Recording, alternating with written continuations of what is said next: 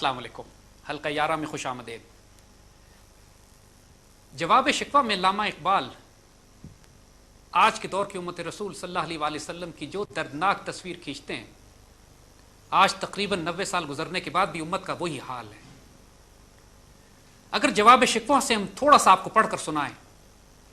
تو محسوس یہ ہوتا ہے جیسے آج کے پاکستان اور آج کے مسلمانوں کی تصویر اقبال نے کھینچی ہے۔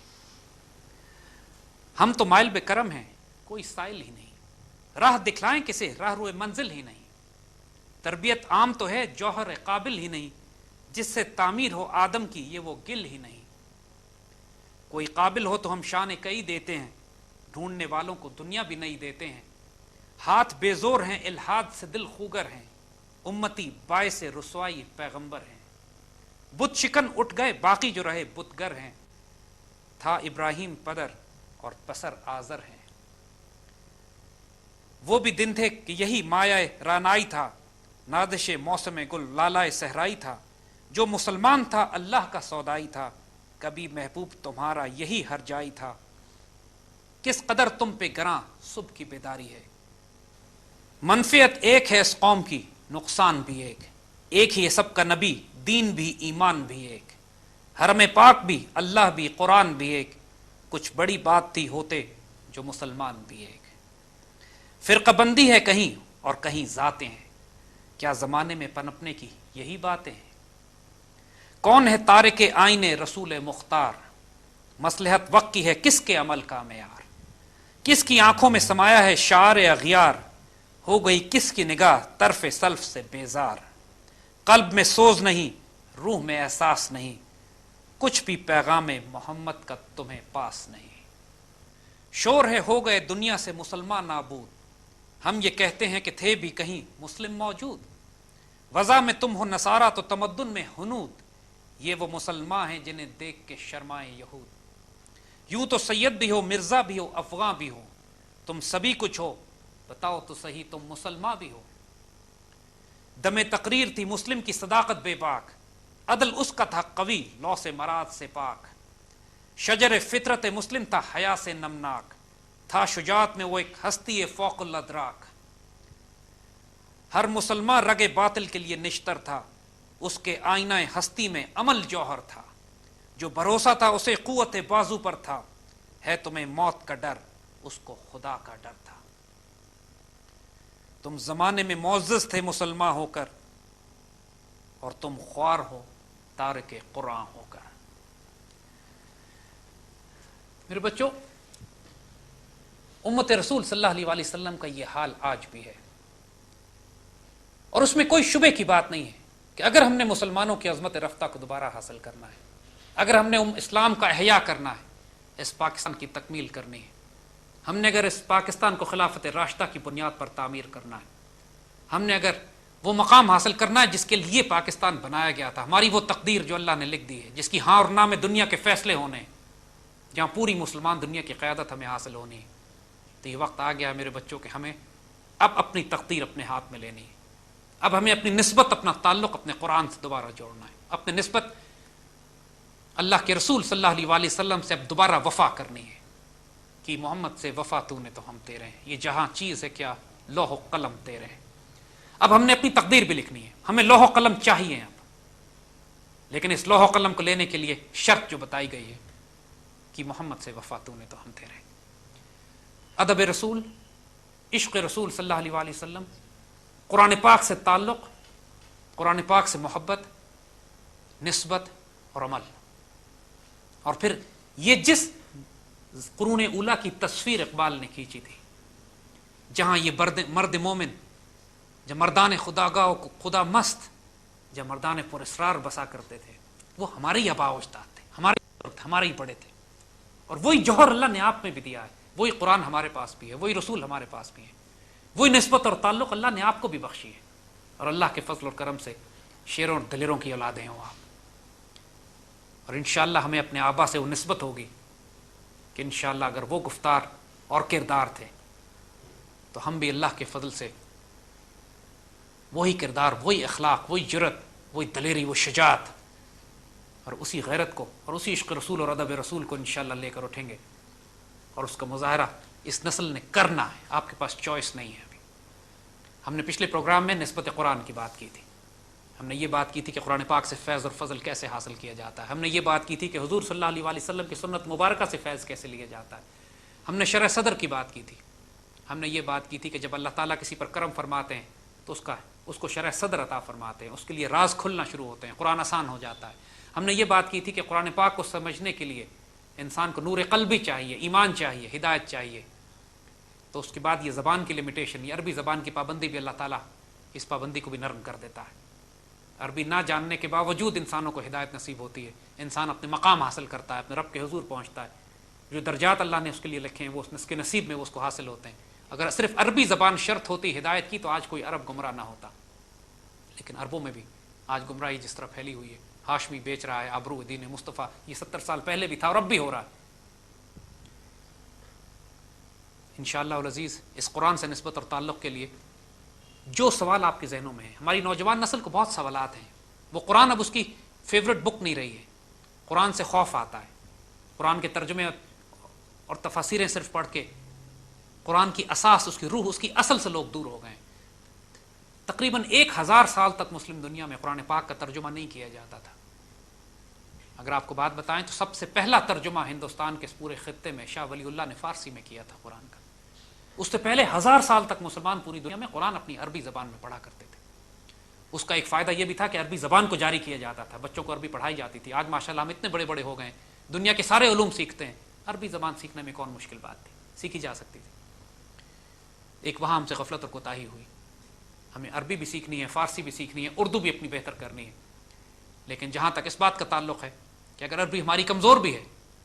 تو اگر دل میں نور ایمان ہے، عشق رسول اور ادب رسول ہے، اور قرآن پڑھنے کے وہ آداب جو قرآن نے بتائے ہیں ان آداب کو پابندی کر لی جائے تو پھر قرآن اپنے راز کھولنا شروع کرتا ہے۔ اگر آپ سورہ واقعہ اٹھا کے دیکھیے، سورہ واقعہ میں اللہ تعالیٰ 3 درجے بتاتا ہے انسانوں کے، پوری دنیا کے انسانوں کو اللہ تعالیٰ نے 3 درجوں میں تقسیم کر دیا۔ اصحاب الشمال، جن کو انگلش میں آپ کہیں لیفٹسٹ، جو الٹے ہاتھ والے لوگ، جن کو اللہ نے فرمایا کہ جہنم میں جائیں گے، تباہ و برباد ہو گئے۔ اصحاب الیمین، سیدھے ہاتھ والے، رائٹسٹس، جو اللہ تعالیٰ نے فرمایا کہ جنت میں جائیں گے، بڑا خوبصورت مقام ہے ان کا۔ اصحاب الیمین کا مقام بڑا خوبصورت اللہ نے بتایا، اور وہیں پہ اللہ نے تیسرا ایک درجہ بتایا ہے، المقربون، سابقون الاولون، وہ لوگ کہ جو سب سے آگے بڑھ کر ہیں، جن کو مقرب کا لفظ اللہ نے استعمال فرمایا، اور ان کے لیے بڑے خوبصورت درجات بتائے۔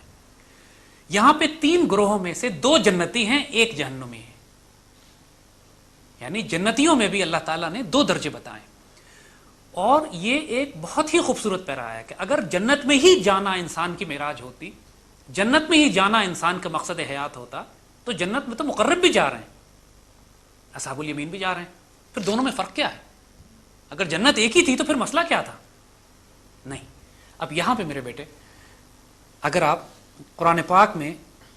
سورہ انعام میں جو ایک وہ خاص آیت ہے، من یطع اللہ ورسول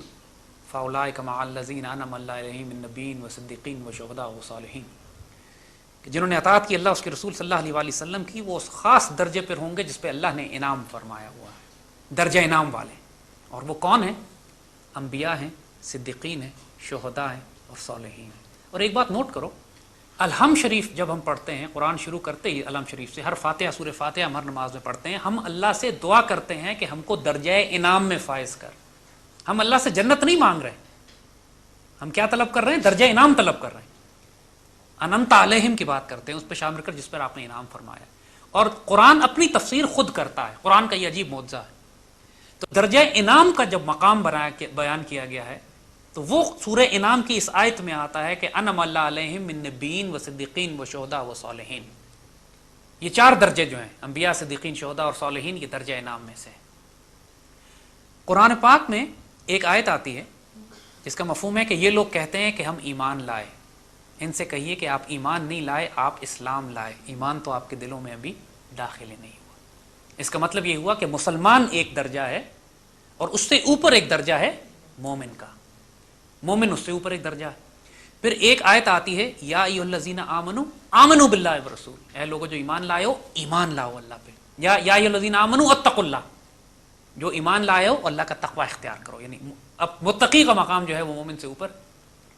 پھر قرآن کے شروع میں وہ آیت آتی ہے ہدی للمتقین، ہدایت ہے متقین کے لیے، یعنی یہاں پہ آپ کو یہ بھی اشارہ مل رہا ہے کہ متقین کو گائیڈنس ملتی ہے تو وہ اس سے اور اوپر کا مقام حاصل کرتے ہیں۔ تو قرآن پاک نے جو مختلف اصطلاحیں استعمال فرمائی ہیں، مسلمان ہے، مومن ہے، متقی ہے، محسن ہے، صالح، شہید، صدیق، انبیاء ہیں، پھر ان کے اوپر حضور صلی اللہ علیہ وسلم کا مقام، یہ تمام مقامات قرآن میں جگہ جگہ استعمال ہوئے ہیں۔ سورہ واقعہ خصوصی طور پر ان کے درجات کر دیتی ہے کہ مقرب وہ ہیں جو درجہ انعام والے ہیں، جو اوپر کی ٹاپ کیٹیگریز ہیں، پہلے 4 درجات، اور جو باقی مسلمان ہیں جو جنت میں جائیں گے، مسلمان، مومن، متقی، یہ سب جنتی ہیں، اصحاب الیمین ہیں، لیکن درجہ انعام والے وہی ہیں کہ جن کو اللہ تعالیٰ نے فرما دیا انبیاء، صدیقین، شہداء اور صالحین کے ساتھ۔ اور یہ تمام درجات فقہ کے درجات نہیں ہیں، یہ تمام درجات اس بات پہ ڈپینڈ نہیں کرتے کہ امام احمد بن حنبل کے، مالک کے، شافعی کے، امام ابو حنیفہ کے کس فقہ سے، کس مسلک سے آپ تعلق رکھتے ہیں۔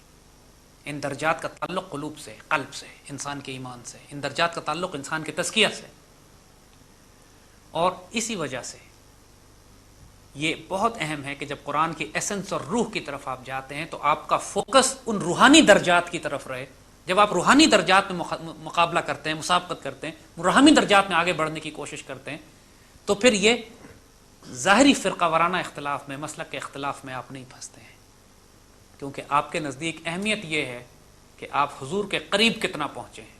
مقرب کتنا ہوئے ہیں، کیا درجہ انعام میں پہنچے یا نہیں پہنچے،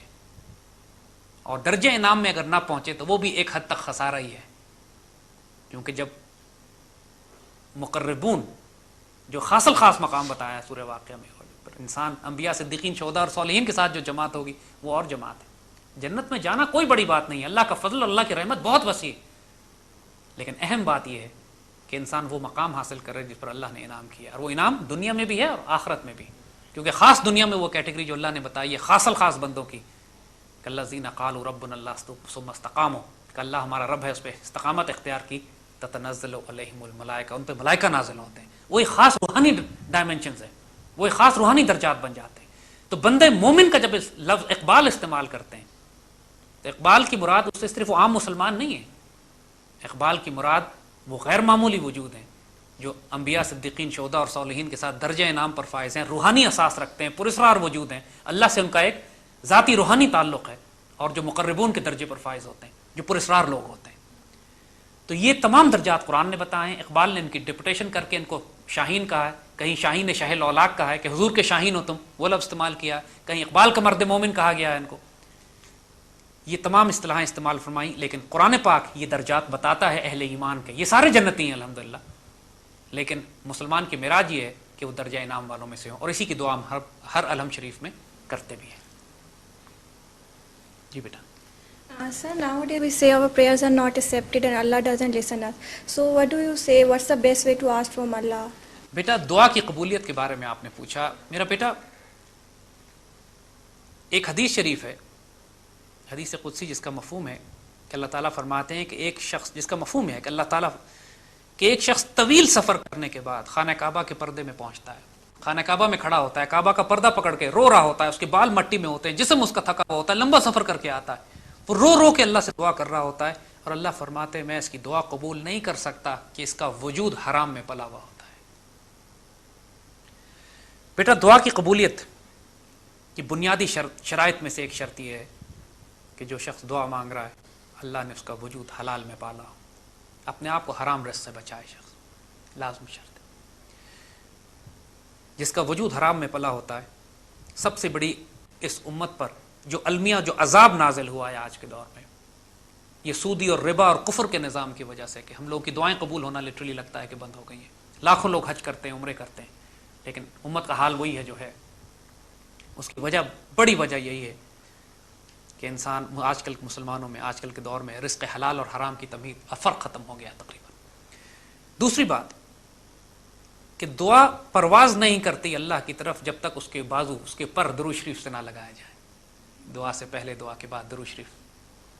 جب تک درود شریف نہ ہو اس وقت تک یہ دعا پرواز نہیں کرتی۔ دعا کے آداب ہیں، دعا کے پروٹوکالز ہیں،